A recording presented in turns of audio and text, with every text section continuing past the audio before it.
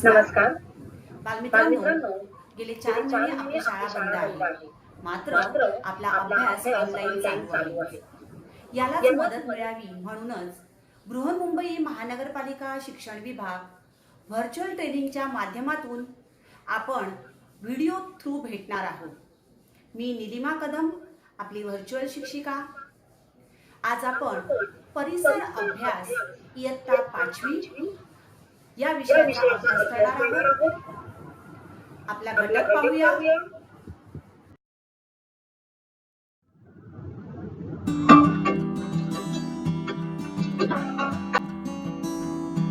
इयत्ता 5वी परिसर अभ्यास भाग 1 सर्वांसाठी. मागील भागामध्ये आपण बघितलं की भारताचा सुमारे 60% भाग हा शेतीसाठी वापरला जातो.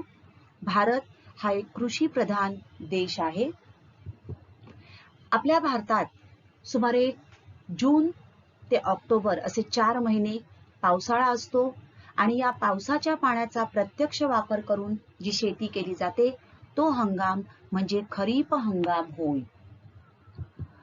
त्यानंतर ज्या पिकांची पेरणी ऑक्टोबर नोव्हेंबर महिन्यात करून फेब्रुवारी मार्च महिन्यात कापणी केली जाते त्या हंगामास रब्बी हंगाम असे म्हणतात.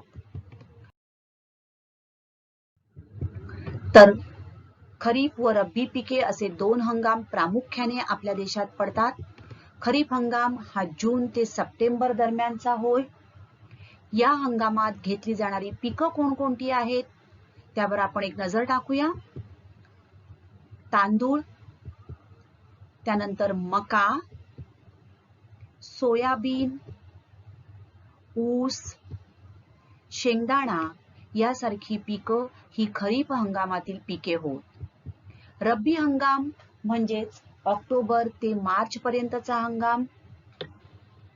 या हंगामात घेतली जाणारी पिकं गहू, हरभरा, ओट, मोहरी, बदाम ही पिकं रब्बी हंगामातील पिके होत. आणि त्या व्यतिरिक्त उन्हाळी पिके म्हणजेच मार्च ते जून मध्ये घेतली जाणारी पिके यामध्ये प्रामुख्याने काकडी, कलिंगड, खरबूज, कारले, वेगवेगळ्या भाज्या तसेच फळे या शेतीची कामं करण्यासाठी कोणकोणत्या कामांचा समावेश होतो ते आपण आता बघणार आहोत. आपल्या शेतातील पीक चांगले यावे यासाठी शेतकरी आपल्या शेतामध्ये बरीच मेहनत घेत असतो. आपल्या जमिनीची शेतीची मशागत करत असतो. मग ही मशागत करण्यासाठी त्याला कोणकोणती कामं करावी लागतात. सर्वात पहिले पीक चांगलं येण्यासाठी उत्तम जमीन आवश्यक असते. उत्तम बियाणं आणि खतं तसंच पाण्याची उपलब्धता असावी लागते. तर जमीन मशागतीमध्ये पेरणीपूर्व मशागत म्हणजेच पेरणी करण्यापूर्वी जमिनीची जी मशागत केली जाते ती, त्यानंतर पेरणीची मशागत आणि आंतर मशागत यांचा समावेश होतो. पेरणीपूर्व मशागत म्हणजेच नांगरणी वखरणी करावी लागते. पेरणीची मशागत म्हणजे प्रत्यक्ष बी पेरणी रोप लावणी या क्रिया केल्या जातात आणि आंतर मशागत म्हणजेच विरळणी खुरपणी केली जाते. आपण थोडक्यात हे बघा. जमिनीची मशागत करण्यासाठी पारंपरिक पद्धतीने शेती करताना अशा प्रकारे बैलाने ओढायचे नांगर किंवा औत यांचा वापर केला जात असे. हल्ली मोठ्या प्रमाणावर शेती करण्यासाठी ट्रॅक्टरचा वापर केला जातो. तर जमीन नांगरणी आणि वखरणी यामुळे अशा प्रकारे बघा ट्रॅक्टरच्या सहाय्याने जमीन नांगरली जाते. या नांगरणी केल्यामुळे मातीचे जे थर आहेत त्यांची अदलाबदल होण्यास मदत होते. अगोदरच्या पिकांची जर काही मुळं वगैरे जमिनीमध्ये असतील तर ती सैल होतात, त्यामुळे ती बाजूला काढणं शक्य होतं आणि जमीन सैल झाल्यामुळे मातीमध्ये हवा खेळती राहते, त्यामुळे मुळं जोमाने वाढून पिकांना योग्य प्रमाणात खतं किंवा पाणी पुरवठा करू शकतात. तर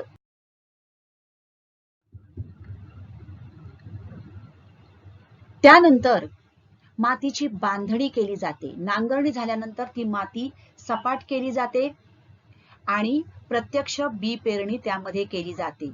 ही बी पेरणी कधी कधी बिया फेकल्या जातात, तर कधी कधी बिया अशा प्रकारे व्यवस्थित एका सऱ्या पाडून त्या ठिकाणी टाकल्या जातात.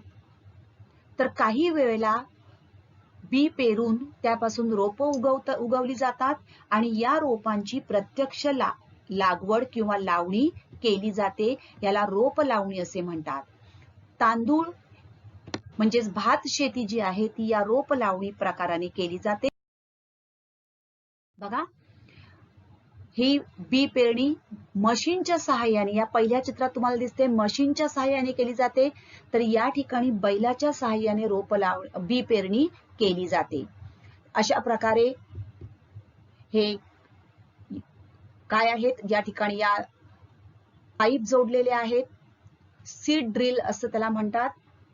बैल जेव्हा ओढतात त्यावेळेला या ठिकाणी हे बी टाकलं जातं.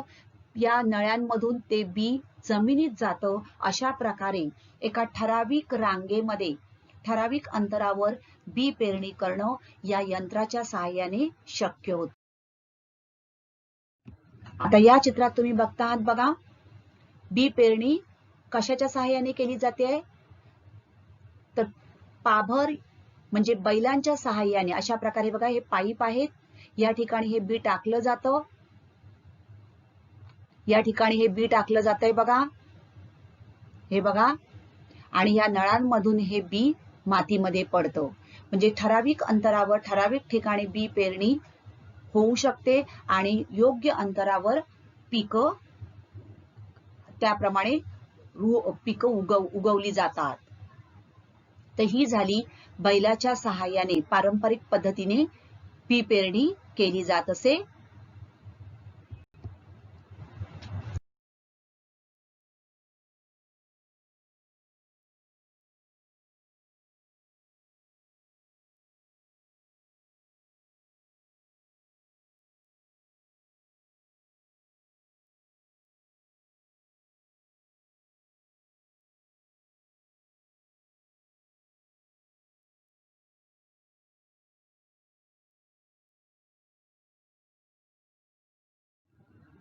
तर या ठिकाणी तुम्ही बघतात रोप लावणी केली जाते. पहिल्या चित्रात बघतायत तर मॅन्युअली म्हणजे माणसं या रोपांची लागवड करतायत.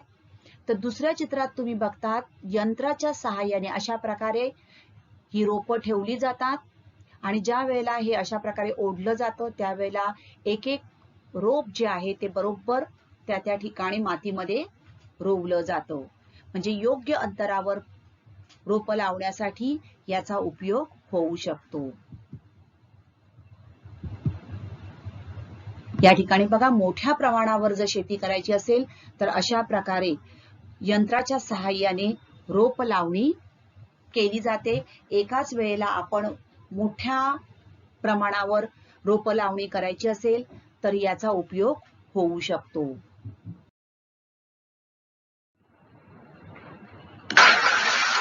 त्यानंतर बघा, मोटेच्या शेताला पाणी देण्यासाठी मोटेचा उपयोग केला जातो. या ठिकाणी तुम्ही बघता आहात विहिरीतील पाणी अशा प्रकारे मोटेच्या सहाय्याने बाहेर काढलं जातं. बैलांचा उपयोग करून हे पाणी अशा प्रकारे खेचलं जातं आणि मग हे पाणी हे बघा अशा प्रकारे पाटामध्ये ओतलं जातं आणि पाट्याच्या सहाय्याने संपूर्ण शेताला पाणी पुरवठा केला जातो.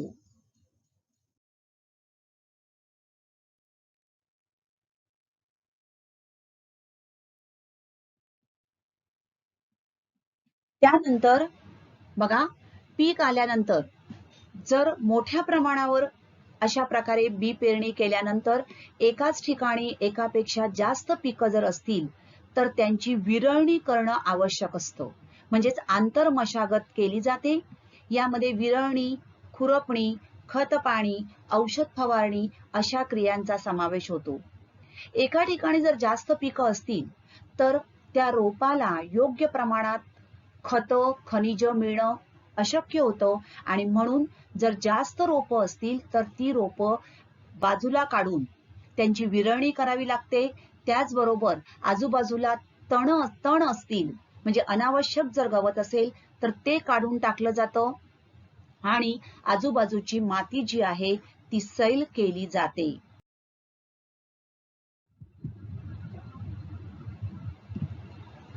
बालमित्रांनो, पूर्वी बियाणं जी आहेत ही एका हंगामात तयार झालेली बियाणे सुरक्षित ठेवून पुढील हंगामात वापरण्याची पद्धत होती. परंतु जसजशी तंत्रज्ञान आलं तर नवीन तंत्रज्ञान येत गेलं, त्यामुळे सुधारित बियाणं वापरायला शेतकऱ्यांनी सुरुवात केली. तर सुधारित बियाणं म्हणजे काय? तर साधारणपणे ज्या बियाणांचा दर्जेदारपणा वाढवलेला असतो व ज्यांची उपजाऊ क्षमता वाढवलेली असते असे निवडक बियाणे म्हणजे सुधारित बियाणे होय. पारंपरिक पद्धतीने अशा प्रकारे जे बी आहे ते बी त्या बियाणाला राख किंवा माती वगैरे लावून ते एका बांबूच्या कणगीमध्ये किंवा मातीच्या मडक्यामध्ये अशा प्रकारे सुरक्षित ठेवलं जात असे. परंतु यापासून मिळणारं उत्पादन कमी असे आणि म्हणून सुधारित बियाणं वापरल्यामुळे जास्त प्रमाणात पीक घेण्यास मदत होते. हे लक्षात आल्यामुळे अशा प्रकारे सुधारित बियाणं तयार केली जातात.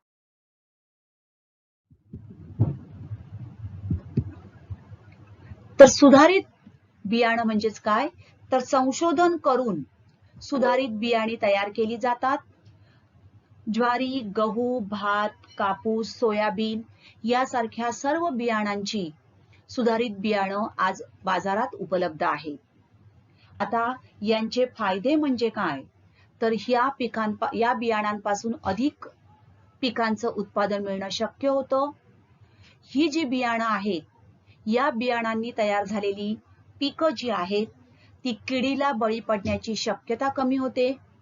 त्याचबरोबर या बियाणांपासून पिकांची वाढ अधिक वेगाने होते.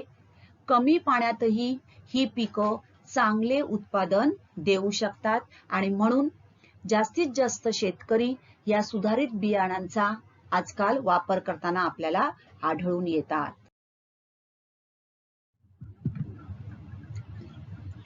आता ही सुधारित बियाणं कोणकोणती आहेत बघा.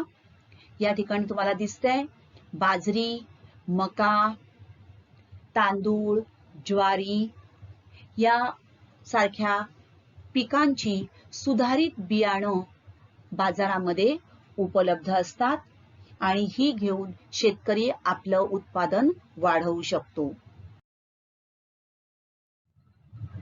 महाबीज, महाराष्ट्र राज्य बियाणे महामंडळ म्हणजेच महाबीज हा महाराष्ट्र शासनाचा एक उपक्रम आहे आणि या महामंडळाद्वारे शेतकऱ्यांना चांगल्या प्रतीचं बियाणं उपलब्ध करून दिलं जातं, जेणेकरून शेतकऱ्यांना आपल्या शेतातून जास्तीत जास्त उत्पन्न मिळणं शक्य होऊ शकेल. तर शेतकऱ्यांना दर्जेदार व शुद्ध बियाणे मुबलक प्रमाणात व वेळेवर उपलब्ध व्हावे याकरता जागतिक अधिकोषाच्या मदतीने 1976-77 मध्ये राज्य म्हणजेच महाराष्ट्र राज्य बियाणे महामंडळाची स्थापना करण्यात आली आणि त्याच्या सहाय्याने ही सुधारित बियाणे तयार केली जातात आणि शेतकऱ्यांना त्याचा पुरवठा केला जातो. सुधारित बियाणांची आपण नावं बघूया. संशोधन करून ही बियाणे तयार केली जातात. ज्वारीची सुधारित बियाणांच्या जाती आहेत CSH4, SSV84. मी तुम्हाला उदाहरणादाखल ही देत आहे. गव्हाची सुधारित बियाणी APRH2, NI5439. कापसाची सुधारित बियाणी ASD19, CSR27. तर अशा प्रकारे प्रत्येक पिकाची ही सुधारित बियाणी आहेत आणि त्यांचे काही विशिष्ट असे कोड आहेत.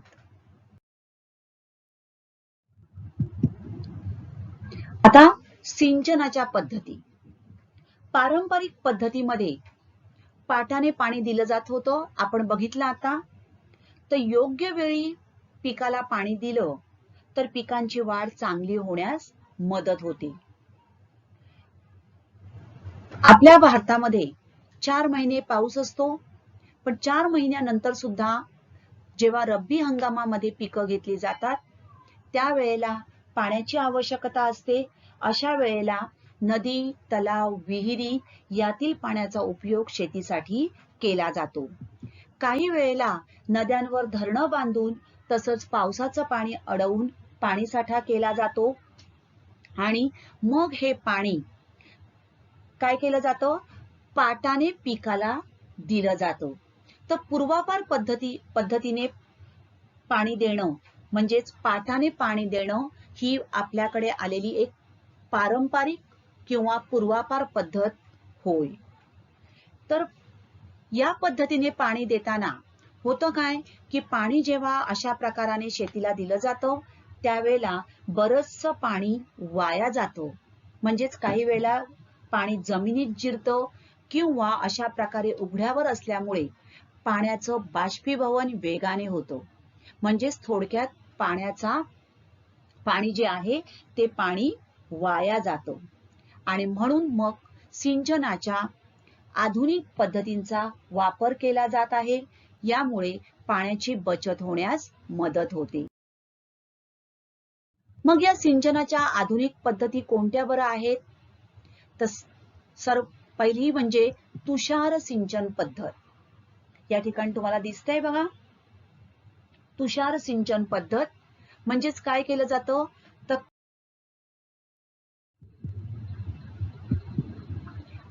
अशा प्रकारचे पण स्प्रिंकलर वापरले जातात. याला स्प्रिंकल इरिगेशन सिस्टीम असं म्हणतात. तर काही वेळेला खूप मोठं जर शेत असेल तर अशा वेळेला उंचावर असे स्प्रिंकलर बसवले जातात आणि पाण्याचा पुरवठा पूर्ण शेताला केला जातो. तुषार सिंचन पद्धत, स्प्रिंकल इरिगेशन सिस्टीम. तर यामुळे काय होतं, पाण्याची बचत होण्यास मदत होते. ही सिंचनाची एक आधुनिक पद्धत होय. दुसरी सिंचनाची पद्धत आहे ठिबक सिंचन पद्धती, ड्रिप इरिगेशन. या ठिकाणी तुम्हाला दिसते बघा, एक ड्रॉप त्या रोपाच्या मुळाजवळ पडतोय. म्हणजेच काय आहे, या पद्धतीमध्ये बघा ही अशा नलिका असतात, पाईप्स असतात आणि पाईपला काय आहेत, छिद्र आहेत.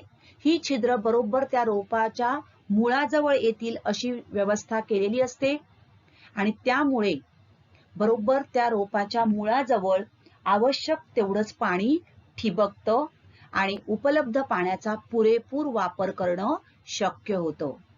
तर याला म्हणतात ठिबक सिंचन पद्धती, ड्रिप इरिगेशन सिस्टीम. तर छिद्रे असलेल्या नलिकांमधून मुळांना पाण्याचा पुरवठा केला जातो. त्यामुळे पाण्याची मोठ्या प्रमाणावर बचत होणे शक्य होते. पाण्याचं बाष्पीभवनही होत नाही आणि मुळांना योग्य प्रमाणात पाण्याचा पुरवठा होतो.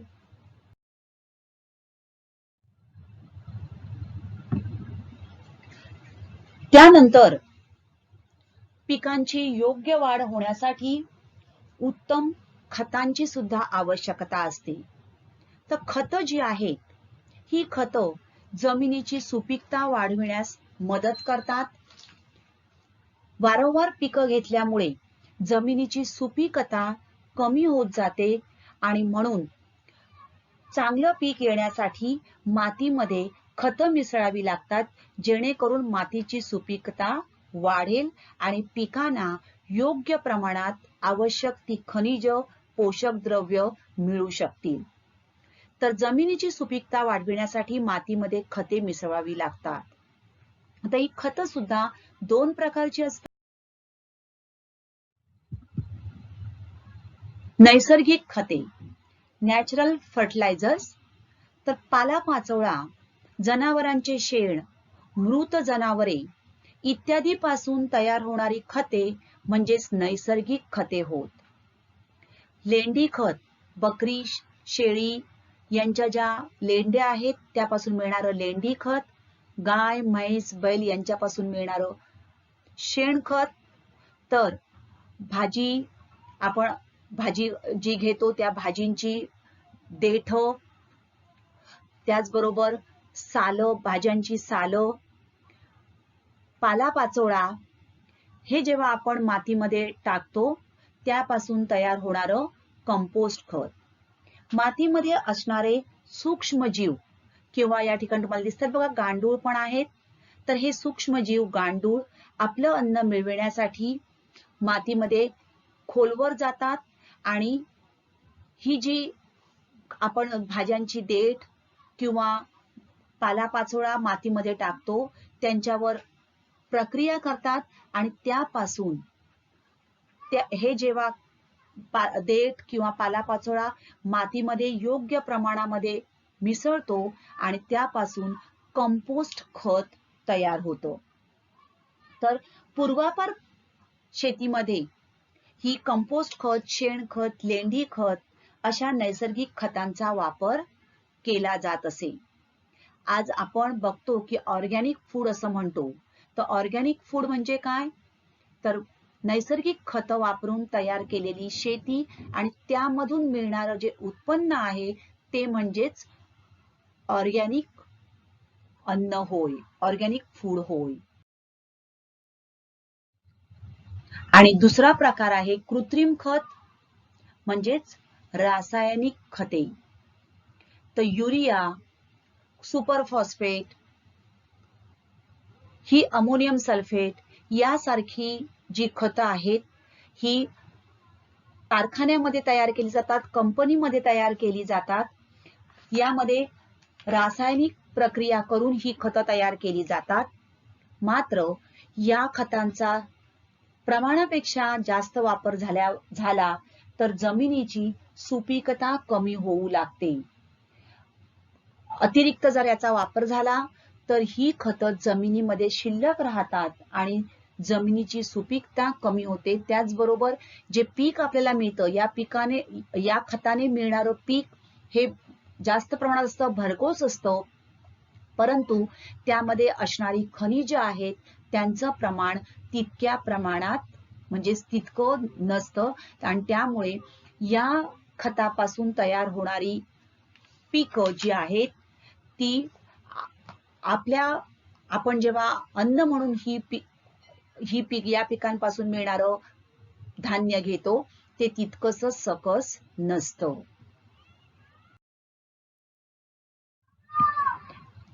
आता आपण शेतीमध्ये शेतकऱ्यांनी मेहनत करून कशा प्रकारे पीक काढलं ते बघितलं. पाणी दिलं, सुधारित बियाणी वापरली, योग्य प्रमाणात खतं वापरली आणि पीक तयार झालं. मग तयार झालेलं जे पीक आहे हे पीक रोगाला किंवा किडीला बळी पडू नये म्हणजेच योग्य प्रमाणात ते पीक आपल्याला शेतकऱ्याला मिळावं यासाठी पिकांचं संरक्षण करणं आवश्यक असतं. मग त्यासाठी वेळोवेळी पिकांवर औषध फवारणी करावी लागते. कीटकांचा उपद्रव किंवा जंतू बुरशीची लागण होऊ नये, विविध रोगांपासून बचाव व्हावा म्हणून प्रतिबंधात्मक औषध फवारणी पिकावर करणं अत्यंत आवश्यक असतं. तर अशा प्रकारे या ठिकाणी तुम्हाला चित्रात दिसते बघा, काय केली जाते, पिकावर औषध फवारणी केली जाते आहे. पक्षी सुद्धा काही वेळेला पक्षी किंवा टोळ पिकांवर येऊन तयार झालेलं पीक नष्ट करतात. पिकातील दाणे जे आहेत ते घेऊन जातात आणि म्हणून पारंपरिक पद्धतीने अशा प्रकारे गोफणीच्या सहाय्याने बघा, अशा प्रकारे ही गोफण फिरवली जाते जेणेकरून पक्षी किंवा टोळ यासारखे जर कीटक असतील तर ते याने उडून जाण्यास मदत होते. थोडक्यात पिकाचे संरक्षण करण्याची ही एक पारंपरिक पद्धत होय.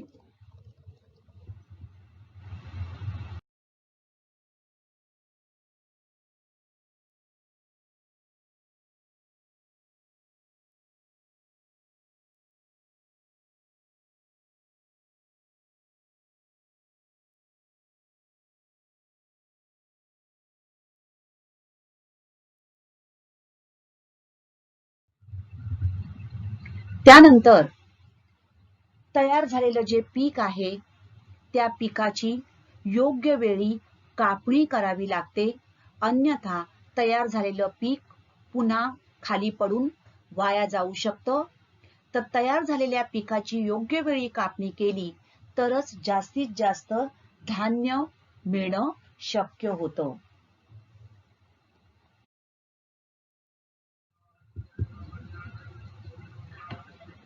धान्याची किंवा पिकाची कापणी केल्यानंतर त्या पिकाची मळणी केली जाते.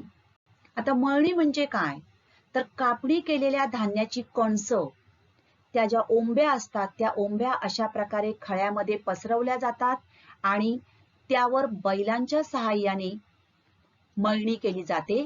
बैल त्या पिकावरून, त्या कापणी केलेल्या धान्यावरून फिरवले जातात.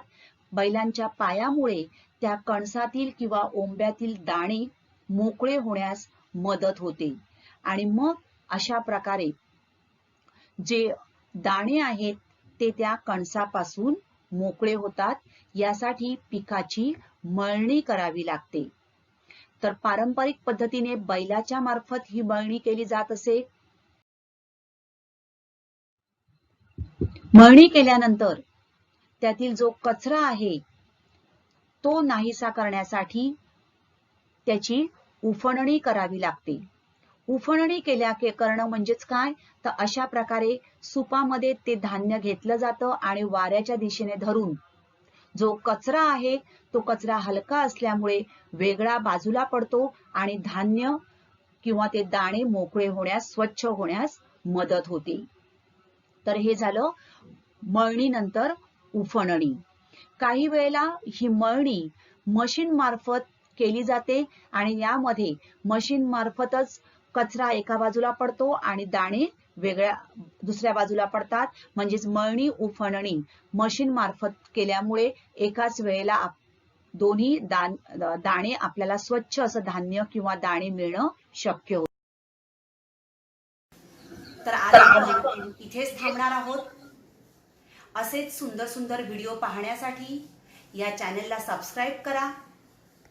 पुन्हा भेटूया पुढच्या भागात. थँक्यू.